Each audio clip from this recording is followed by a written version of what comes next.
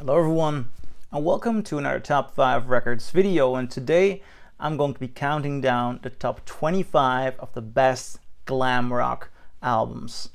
Now, why glam rock? It is one of my favorite subgenres. I think it comes at such an interesting moment in time. People were searching to find the new Beatles, and they did not find the new Beatles, but they found a whole new sound, a whole new era of bands and artists changing and coming up with new sounds, refining old sounds, and it's got this beautiful, vibrant, youthful, cheerful energy, which right now I think a lot of people may need that.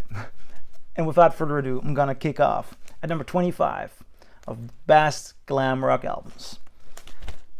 The Sensational Alex Harvey Band. Next. Now, the Alex Harvey Band was mostly popular in Australia, though they do not come from Australia. They actually are a Scottish formed originated band, and they were mostly popular in Australia. So they were of a great influence to Nick Cave, for example, and AC/DC. This is such an amazing album and a great way to open a top 25 with best glam rock albums because of its beautiful energy. The moment the song Swamp Snake starts, it just takes over the room. It's got this great energy, but there's also this element of freshness, this element of joy. It's got this youthful, cheerful charm that really takes over the atmosphere, and that is, in my opinion, the core quality of this band. They are obviously playing with elements of glam rock visually. Take a look at the cover. I mean, that space element there, I just really love it. But overall, it's beautiful, cheerful, flamboyance, energy. This is one of those records that can really help you get a party going. I love it. At number 25, the Sensational Alex Harvey Band. Next. At number 24, the first entry for Mr. David Bowie, The Man Who Sold the World. And although this record has a lot of prog rock influences, I think thematically this record belongs to the world of glam rock. Lyrically, with songs like The Superman, The Man Who Sold the World, the entire flirt of glam rock with pop culture, 50s pop culture, science fiction, pin-ups, the flirt with gender bending, and that is mostly noticeable on the first UK pressing of this album. Sadly, I have a repress, which is supposedly better sounding, but I never heard an original, so I can't really say. But on the original cover, Bowie is seen in full drag would not be the right word, in a full blue dress on a couch, and that was one of those covers that changed the world of rock, that really changed the way you take a look at rock musicians and male rock musicians. So thematically, this is a very important glam rock album, and it's overall a great, beautiful, brilliant album. And to the world of glam rock, the visuals, the atmosphere, the theatrics, they are very important to identify glam rock. So at number 24, David Bowie, The Man Who Sold the World. At number 23, this is a work of art by Roy Wood. Wizzard, Brew by the band Wizzard. Well, you may know Wizzard from that beautiful, gorgeous Christmas hit song, I Wish It Could Be Christmas Every Day. And I think I'll be talking about that later on this year in a Christmas video. Can't wait until it's Christmas. But for now, this record shows that they do have some great qualities as being a powerhouse in glam rock. Roy Wood's contribution to this record, well, let me tell you. All tracks composed by Roy Wood, all tracks published by Carlin and Roy Wood Music. Then his instrumental credits. Vocal, electric and acoustic guitars, sitar, cello, bassoon, baritone saxophone, string bass tuba, trombone, recorders, and percussion. Brilliant. Oh yeah, some Beatles fans or audiophiles may be looking at this record and thinking, I see the Hertzu logo, and I did a video about some gorgeous sounding Beatles albums on Hertzu, some of the most amazing pressings on Hertzu, and people may be wondering, is this also an audiophile treat? No, I should definitely upgrade this album because Hertzu is not an audiophile label. This is one of the worst sounding pressings I have in my collection. Love to hear a first British pressing. On 23, Wizzard Brew. 22, Sparks, Kimono My House. Sparks is an interesting band, I want to say, but mostly they are, of course, a duo, and everybody knows this song, This Town Ain't Big Enough for the Both of Us. Perhaps most people already know Kimono My House because this is a very famous album. Great album. Now, I believe that glam rock is somewhat, how do I say this, time-stamped. Yeah, I can say it's time-stamped. You have film genres like film noir, takes place between 1941, after the Maltese Falcon, until 1958, Orson Welles' Touch of Evil. Film noir is something in between that. I think that same can count for a musical genre, because the time is of an influence of the sound.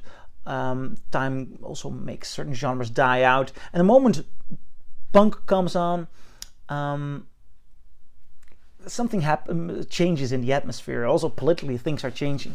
So glam rock to me is something that is time-stamped as from early 70s until mid 70s. Also there's this gorgeous film about glam rock, David Bowie, Iggy Pop, Lou Reed, although the names are changed. Velvet Goldmine, one of my favorite movies.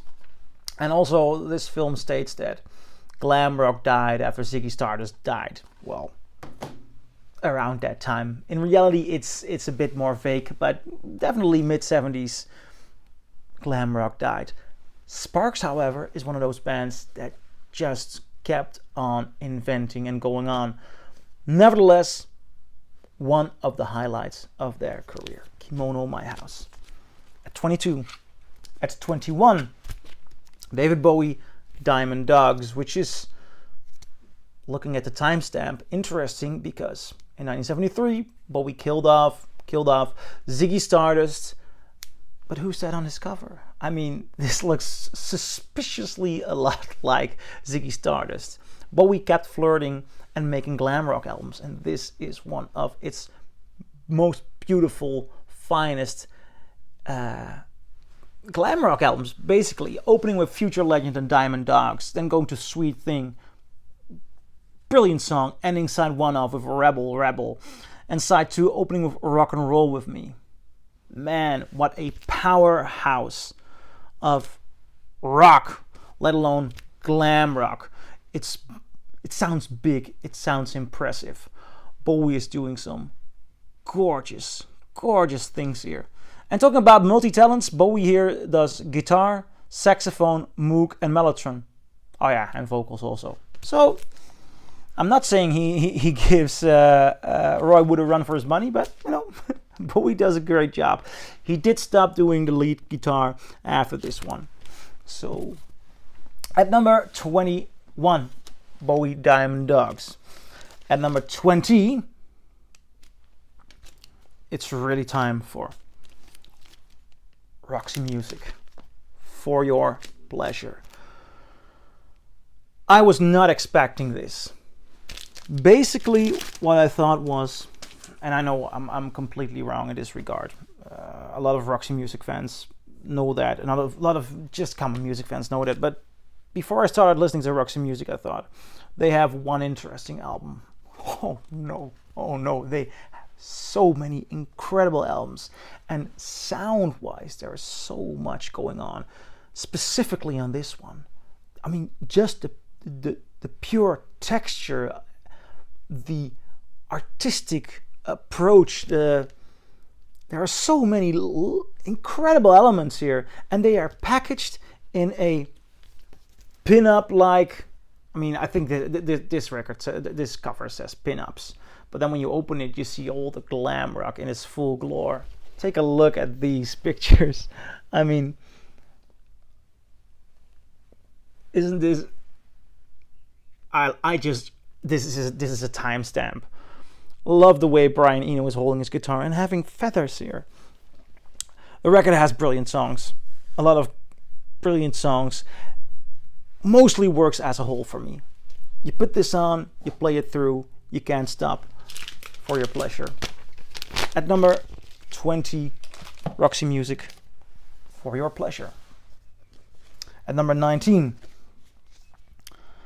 another iconic glam rock band that we talk about too little, at least I talk about it too little. Sweet with Desolation, Boulevard. Now, the first time I heard about Sweet was because of the song Ballroom Blitz. And I believe I heard it for the first time in a Quentin Tarantino movie, his first film, which survived in small parts. I believe some of it was lost due to a fire. It's not a brilliant film, but it's an interesting film if you like Tarantino. But he uses the song Ballroom Blitz there. And Ballroom Blitz has this funky, cheerful, kind of sassy element there. And I like that sassy element in glam rock. I mean, having power and sassiness, that's great fun. And although the song Ballroom Blitz, which I really love, is not on this record, this record does have a powerhouse song like Fox on the Run. I love that song. And its entirety. This is a band that is sounding so smooth, finding its right place in time, great vibe, lovely sassy feel to it. Oh, I should really play this record again. You know what? I'm gonna put it aside immediately after I'm done recording this video. I'm gonna listen to this one, Sweet Desolation Boulevard. Love it. At number 19, number 18. Yeah, this is a tough one because this is a controversial pick, and I think saying that it's a controversial pick, a lot of people may already know what's coming up. Okay, let me introduce this. I try to listen to the music and not get too much involved with the personal life of an artist. But in all of the cases with regard to music and bad behavior, this one is the most clear. Yet I'm gonna put it at number 18. I'm talking about Gary Glitter. And if you do not know what Gary Glitter has done, or the controversy behind it, and he, I mean, it's obvious he was put in jail for it. Google it. I'm not gonna go into details. I want to keep the video light. But Gary Glitter has mostly been cancelled, and his contribution to glitter rock or glam rock cannot be denied. But the last 10-20 years, it is somewhat being denied. But when you read articles about glam rock from the 80s or 90s, people talk about Gary Glitter and David Bowie in the same breath. They may add T-Rex, but Glitter was one of the essential artists in the world of glitter rock. Now, he has done a lot of horrible things, which made his name somewhat disappear. And I actually had not listened to a song of his until I saw the movie Joker a couple of years ago. And there's this brilliant moment when Joaquin Phoenix's Joker walks down a couple of steps and he has embraced his own mad identity, and we get to hear the song Rock and Roll Part 2, which is on this album. There are a lot of great songs on this record, though. Rock and Roll Part 1 as well, Baby Please Don't Go, Ain't That a Shame. But Rock and Roll Part 2 is its true icon. that song has such a gorgeous power. If you listen to just the drums, there is this swing, this, and then this guitar starts. And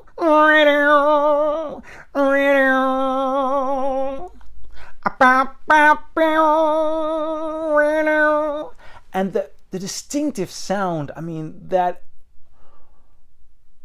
the distortion, the texture of it, the bravura, but also the almost arrogance in the way it's played. Like, I mean, Gary Glitter's performance has an element of arrogance as a whole. It is such gorgeous, gorgeous rock music. And the song is mostly that, the guitar and Gary Glitter doing some hey, hey, hey, hey, hey, hey, hey, hey, hey. And then when the guitar picks it up again with that constant, steady, funky drum going on there. Oh man. The entirety of this album is just fantastic. And the impact of Gary Glitter was enormous. Enormous to the genre. But basically he's cancelled. And I'm not a big fan of cancel culture. But I have to say this. There's another album of Gary Glitter's here, which is also very, very good. Do You Want to Touch Me? And if you know what he did, that is one of the moments when listening to the music, I just the crimes are getting into my head. You know, you cannot deny that the person and the music have a connotation there. So I put this one in because I can listen to the music solely. The other one, Do You Want to Touch Me? Brilliant, brilliant album. But what he did is in the lyrics. It's in the lyrics. Same as I find it hard to listen to all those Michael Jackson songs singing about children. There are also moments when I find it hard to listen to some of these Glitter songs. So my point here is ambiguous. Love the music, hate the guy.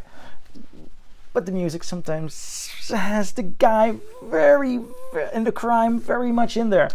So at number 18, Gary Glitter with Glitter. At number 17, moving on, just gotta keep moving on. Mott the Hoople, Mott. This took me by surprise. The first time I heard of Mott the Hoople was because I'm a big Queen fan. My musical journey started with Queen, and Queen toured together with Mott the Hoople through the United States. They have the song Now I'm Here, in which they sing about Mott the Hoople and their tour. But the only Mott the Hoople song that I heard was All the Young Dudes, which I mostly thought of as a Bowie song because David Bowie wrote it. So they never really crossed my mind until a couple of years ago when I found this first British pressing. Put this on. Powerhouse of glam rock. So energetic, so out there, so strong, so powerful. Man, you gotta love Mott the Hoople listening to this album. All the Young Dudes as an album is also interesting. I didn't put that one in this list because I think this one is more complete as a whole.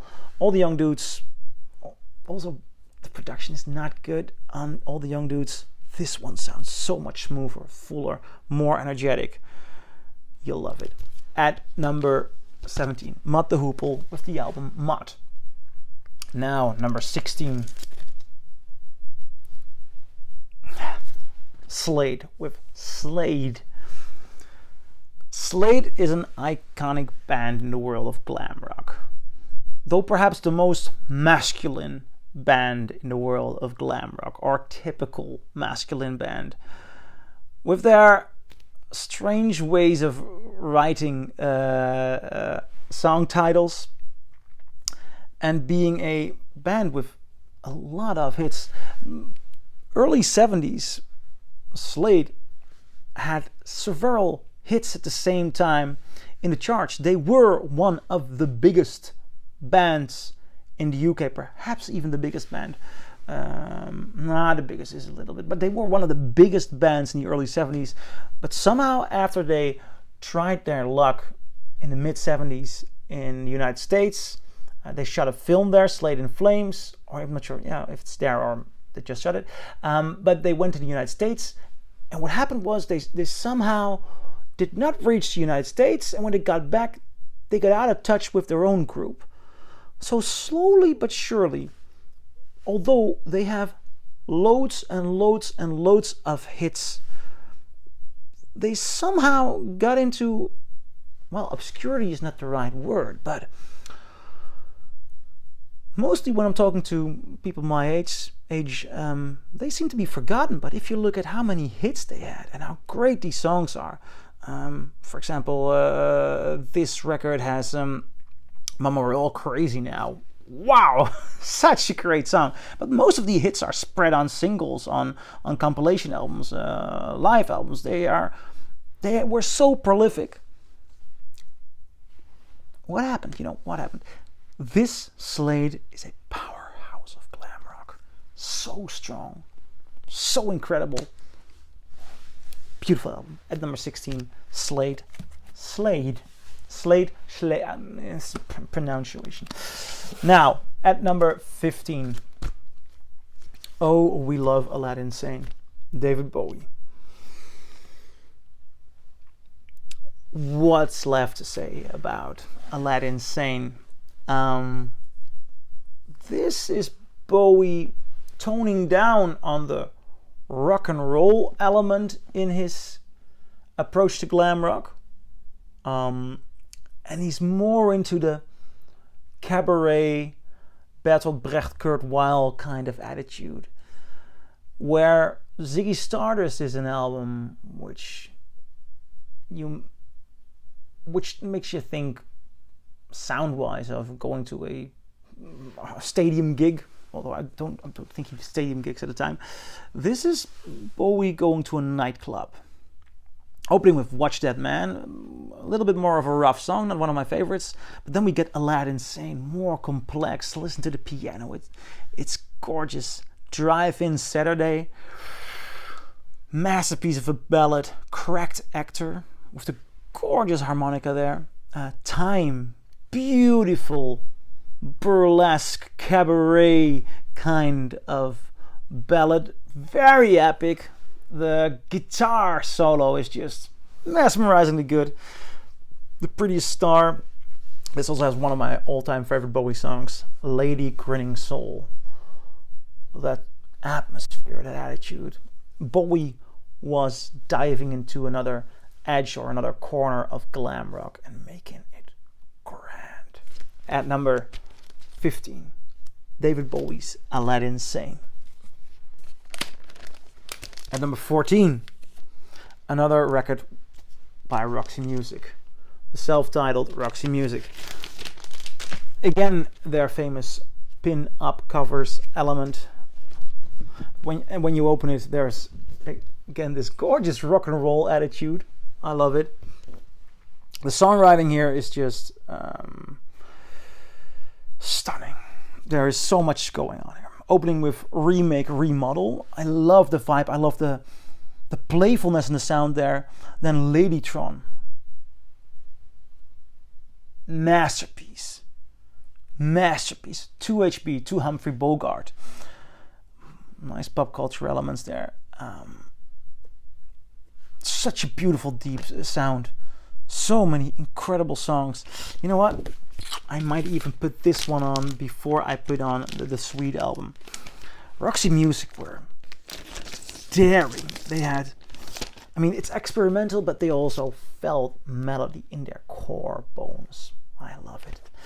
At number 14, Roxy Music's self-titled album. Number 13, T-Rex, the Slider. Now, when you're talking about the big names in the world of glam rock, right now, Leaving Gary Glitter behind, we talk about David Bowie and Mark Bolan. Mark Bolan, at the moment of his breakthrough, was for a short amount of time considered the new Beatles. As a matter of fact, the cover of this album was photographed by a Beatle, Ringo Starr. He jumped the bandwagon. He wanted to become a filmmaker, I believe. So he shot stuff of Mark Bolan, which became a nice concert film or experimental film. I love it. I have it on Blu-ray. But he thought, I gotta observe that. I think it's happening over here at Mark Bolan, and for a short amount of time it did. And man, this album, Slider, beginning to end, it is so. It's like snogging. It's like high school snogging, but in a very, very good way. Opening with Menagerie, which is a bit more of a stronger song. But these are songs like Spaceball Ricochet. Ooh, that's such a gorgeous romantic song. Telegram Sam is nice. Chariot Chugel. And it ends off with the song Main Man, which is also the end of the film. No, not the film Mott, but it's a Matthew McConaughey film.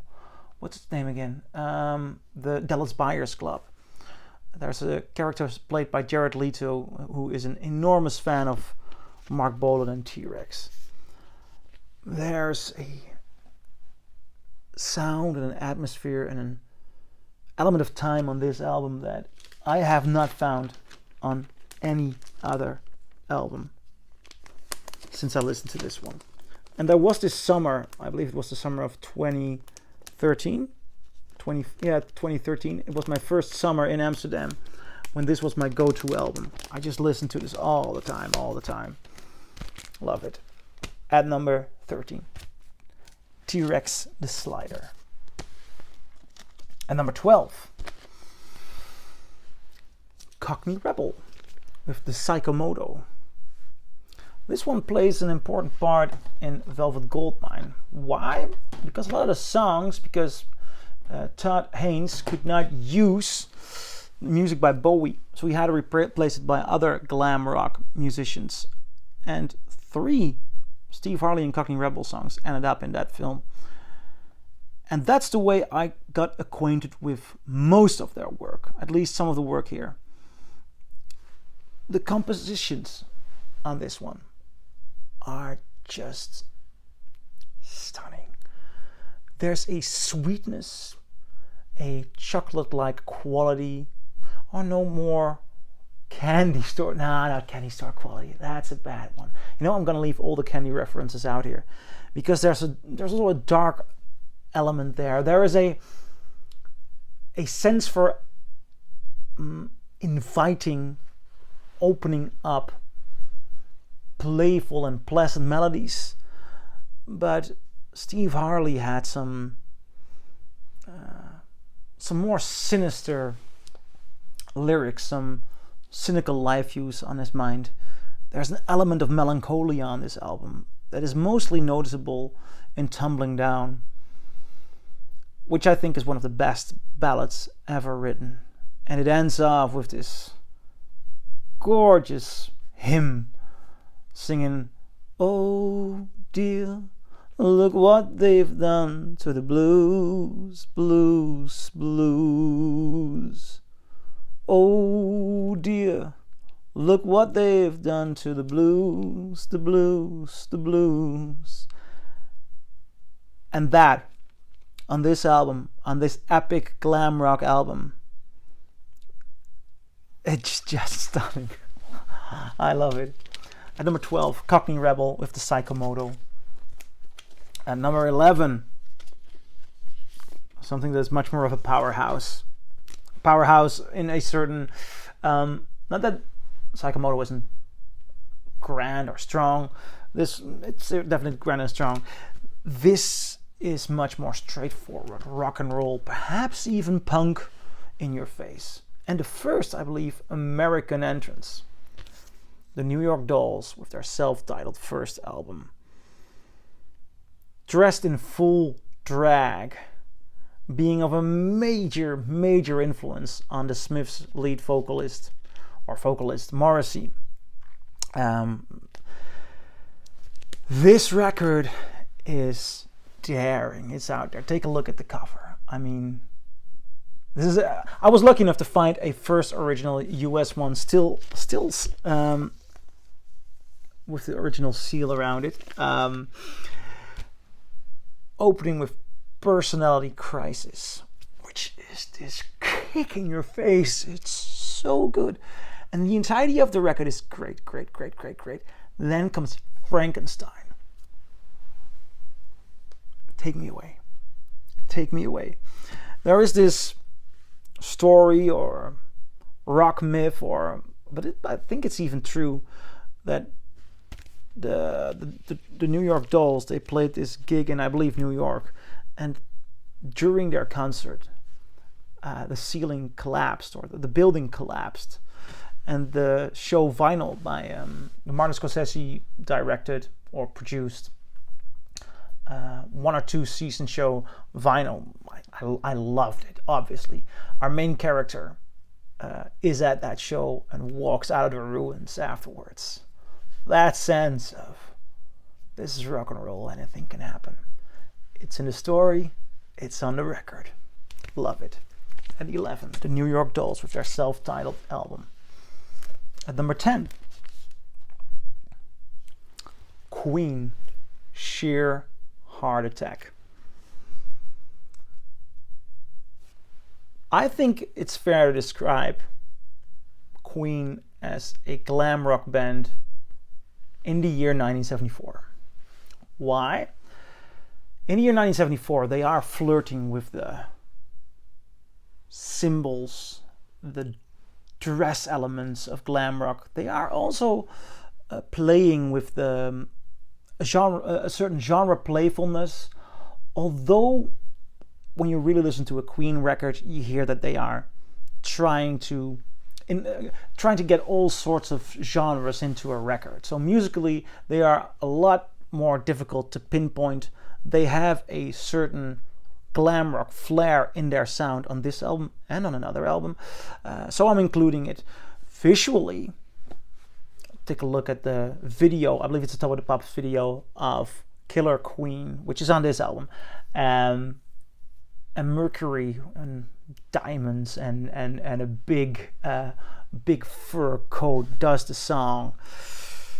Yeah, they were glam in those days, and Sheer Heart Attack is one of those gorgeous glam highlights.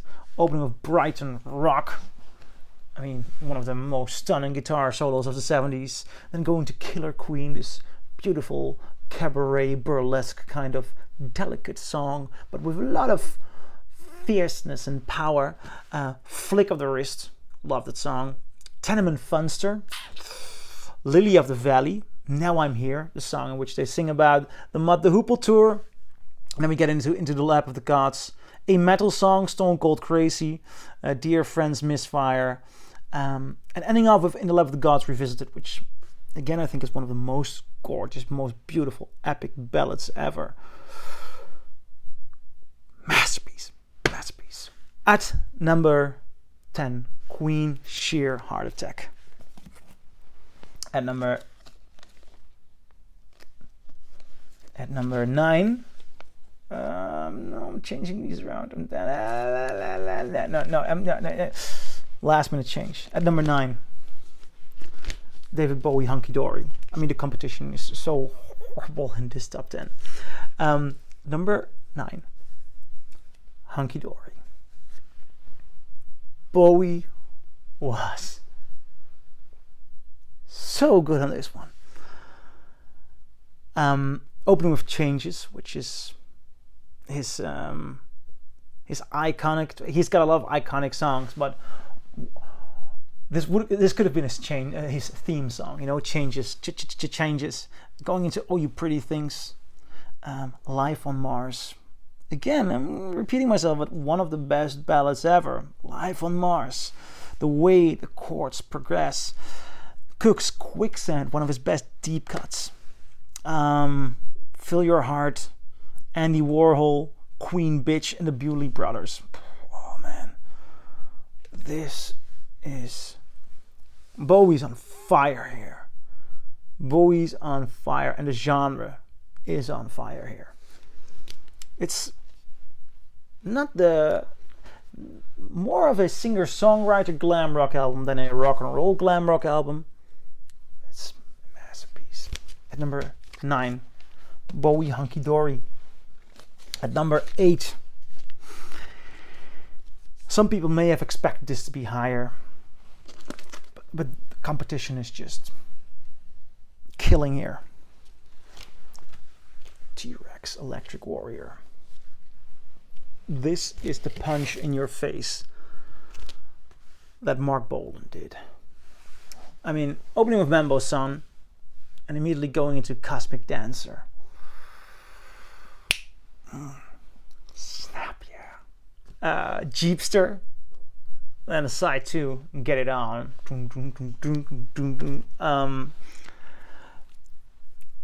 There is this element of driving songs here. I spoke, there's this Dutch musician, Daniel Lohus, who is well acquainted with the blues.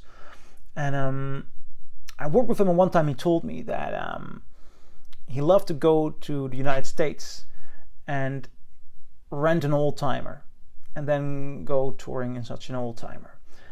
And then he put on songs by Chuck Berry, and he said, you know, those Chuck Berry songs, they were written and mastered to listen to in such an old-timer, because the frequencies and the rhythm, they just go brilliantly together with the frequencies of the motor there and the rhythm of the motor.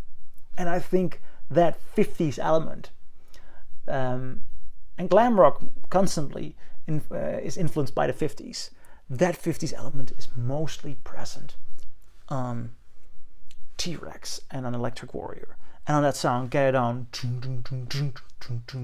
there's this drive and force there, this car of force, which makes this album so cool. Such a alternative throwback to the 50s feel, but it's rougher. It can be so rougher. It can be so biting fun. I love it. At number 8, T-Rex, Electric Warrior. At number 7, Brian Eno, Here Come the Warm Jets. Brian Eno left Roxy Music, and with his unique techniques, he made this album. Well, what kind of unique techniques? Basically, for example, the song Baby's on Fire here. This song has one of the most iconic guitar solos ever, done by Robert Fripp. Brian Eno, I believe at this time he could not read or write music, so he would give someone like Robert Fripp a color or a mood and to play in that color or mood. And in this case of Baby's on Fire, love the pointiness of that vocal. When the solo comes, he just dances. Oh, can't you make a guitar solo of the dance? Yeah, I mean, there are so many roads that lead to Rome, but Brian Eno definitely dug his own road to Rome. Songs like Here Come the Warm Jets, Kneel in the Camel's Eye, it's really good. Incredible songs, an incredible sound, and in its entire visualization, a core moment of the glam rock movement. I love it. At number 7, Brian Eno, Here Come the Warm Jets. At number 6, how am I going to introduce this? Yeah, this is not a...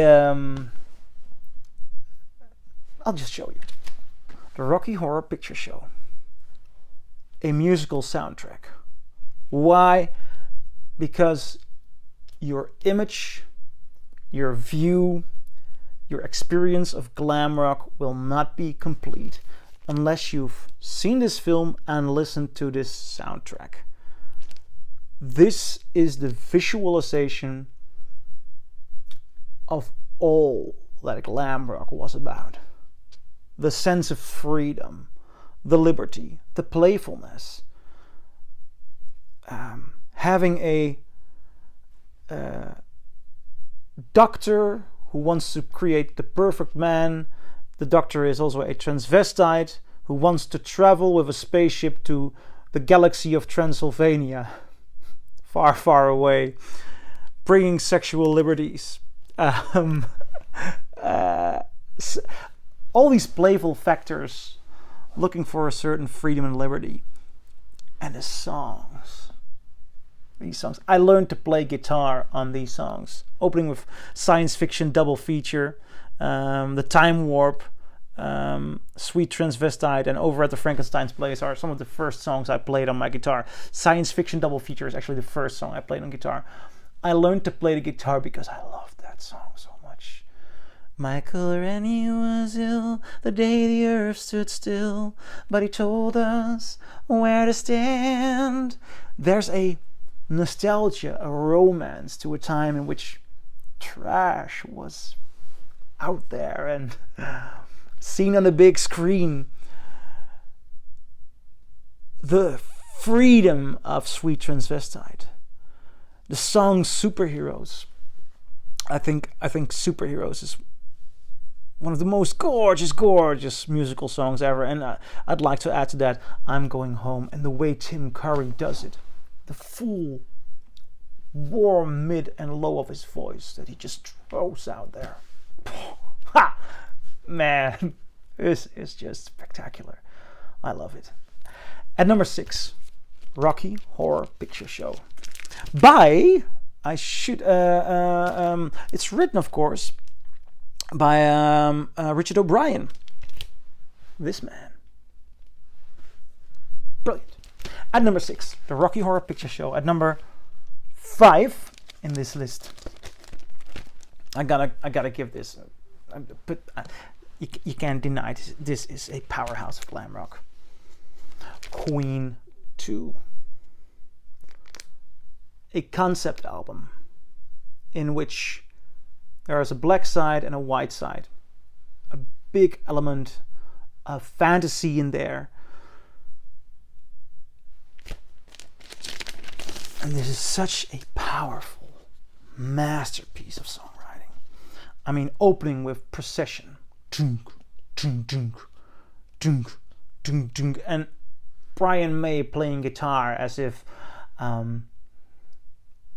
he's playing a trumpet for the king in the Middle Ages, in the Dark Ages. It's just the sound he found for that opening. Then Father to Son, White Queen, brilliant ballad. Someday, One Day. I love that. The Loser in the End, sung by this fellow. I mean, I don't have to explain why it's glam rock if you look at this picture, right? The Loser in the End. Taylor is such a good vocalist. Ogre Battle, The Fairy Fellas, Masterstroke, Nevermore, The March of the Black Queen, which is one of the best Queen songs ever, and ending off with 7 Seas of Rye.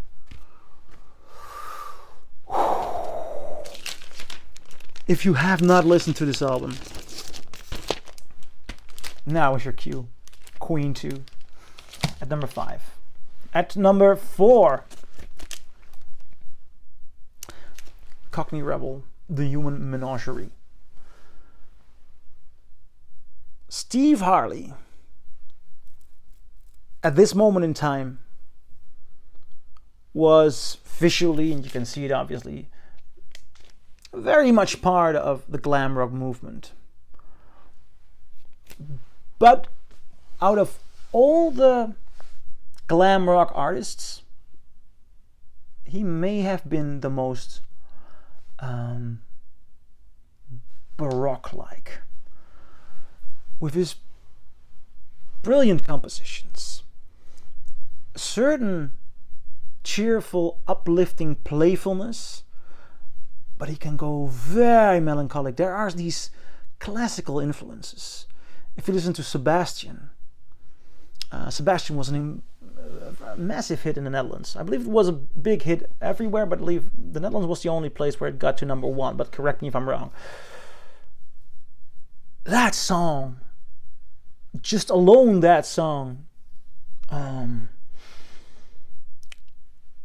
the way it builds, the way it sets the mood, the way Steve Harley sings, the fragility at certain moments, but not having a fragile voice. He has power and he gives you that power, but he gives so much emotional fragility and it lures you in and it gives you so much. The entirety of this album is just standalone brilliant, ending off with Death Trip, an almost 10-minute epic with an orchestra that I played that at my funeral. Please do that. It's sincere, it's a little bit sardonic, and it's a masterpiece of an epic. At number 4, Cockney Rebel, The Human Menagerie. At number 3, we're getting into the part of the 3 best glam rock albums here. This is one of my most played albums of all time,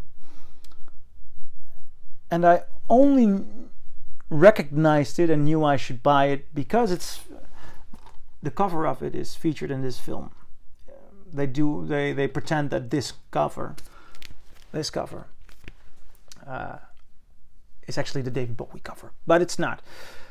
Interestingly though, this man, Jobriath, was very much inspired by David Bowie. He was signed by Elektra and launched into the world as the new American David Bowie. And what does that mean? A queer spaceman. Thing is, they thought the world was ready because of Ziggy Stardust, but the world was not.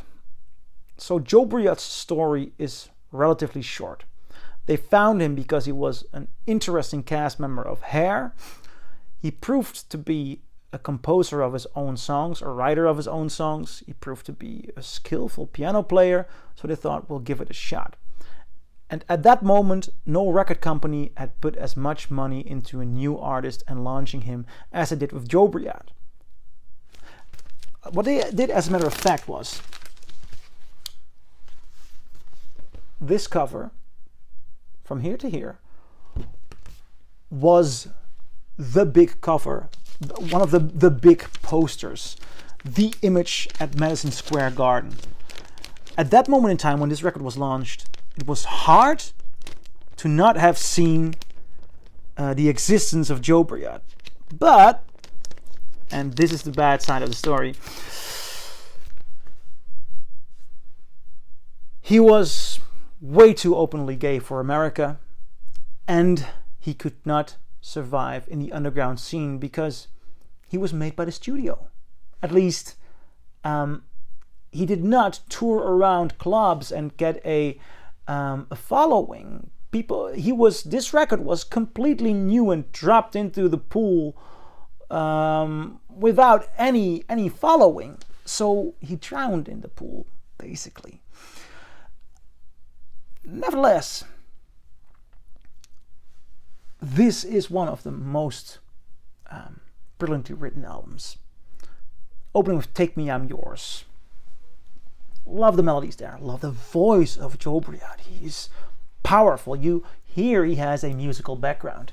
Musical in the sense of the musical genre, the Hair musical. But he's so open. He's so... You may say right now he would have been an activist. He's playful with songs like Space Clown and Earthling. Then you get Movie Queen, which has this old Hollywood nostalgia there. For me, the core and a masterpiece lyrically, and the way it builds up is I'm a Man. He also played that song on American television, and it did not land. And after that, we get another one of those beautiful, brilliantly written and performed songs, Inside, which may be my favorite on this album. An intimate ballad, a very open, emotional, fragile song of a powerhouse of an artist. Rock of Ages is also on here. So many brilliant songs.